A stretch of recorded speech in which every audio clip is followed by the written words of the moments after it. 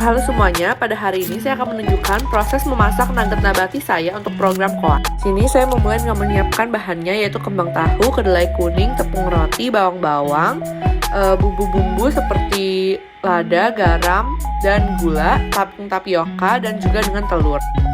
Membuat bisa menggunakan bawang bombay ataupun bawang putih halus, tapi karena saya tidak memiliki bahan tersebut, saya memutuskan untuk memotong kecil bawang-bawang tersebut agar lebih mudah saat dicampur. Berikutnya saya sedang mempersiapkan kembang tahu, namun bisa dilihat bahwa ini adalah kesalahan fatal karena saya tidak merendam kembang tahunya.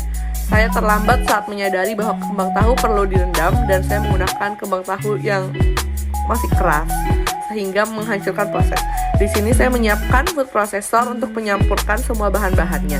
Di sini saya sudah memasang alat-alatnya untuk kemudian bisa menggiling kembang tahu dengan campuran-campuran bahan lainnya agar tercampur dengan merata.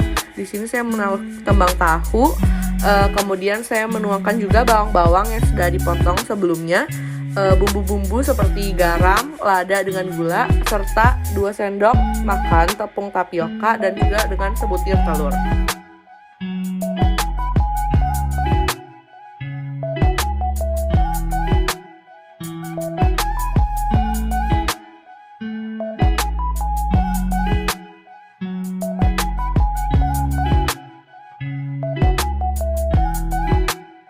Dan disinilah letak kesalahan fatal kedua, yaitu bahwa saya tidak ingat untuk merendam dan merebus terlebih dahulu kacang kedelai, sehingga saya memasukkan kacang kedelai mentah ke dalam food processor bersama adonan saya.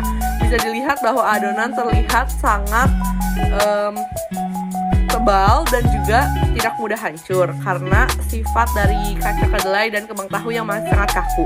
Bisa dilihat juga bahwa warnanya sangat tua, tidak seperti contoh yang ditunjukkan untuk contoh nugget nabati.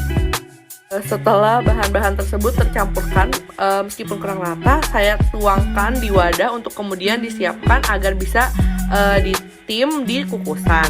Di sini saya sedang meratakan agar nugget dibentuk dengan rata tanpa ada permukaan yang menonjol.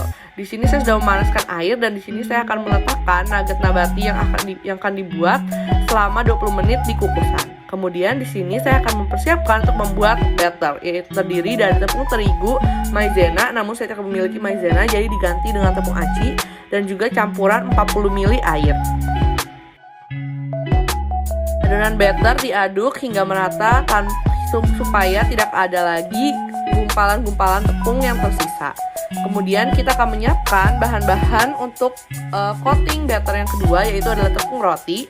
Di sini saya menuangkan tepung roti secukupnya dan kemudian saya memecahkan 1 buah telur sebagai salah satu perekat dari coating nugget nabati kita.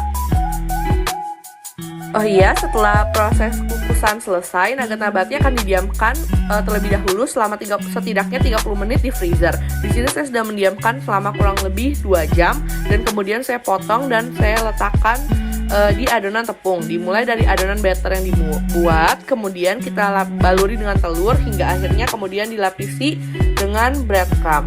Di sini saya mengulang prosesnya hingga nugget yang ingin digoreng semuanya sudah di cover oleh tepung dengan merata. Kemudian saya akan menyiapkan minyak dengan kompor untuk bisa menggoreng nugget nabati.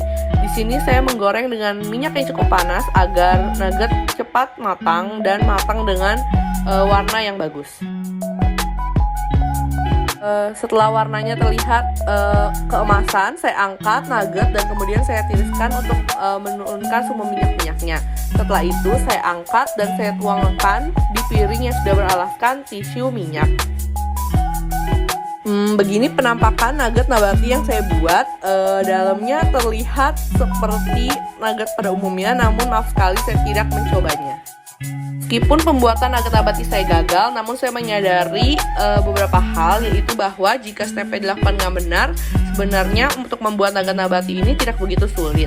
Dan juga saya menyadari untuk bagi saya sendiri agar lebih berhati-hati dan menyadari bahwa untuk membuat sesuatu kita perlu persiapan yang matang agar sesuatu yang seperti ini tidak terjadi lagi. Pembuatan nugget nabati ini memberikan saya pembelajaran yang berharga, yaitu untuk agar saya berhati-hati sebelum melakukan sesuatu di masa depan. Terima kasih sudah menyaksikan video proses saya. Tuhan memberkati.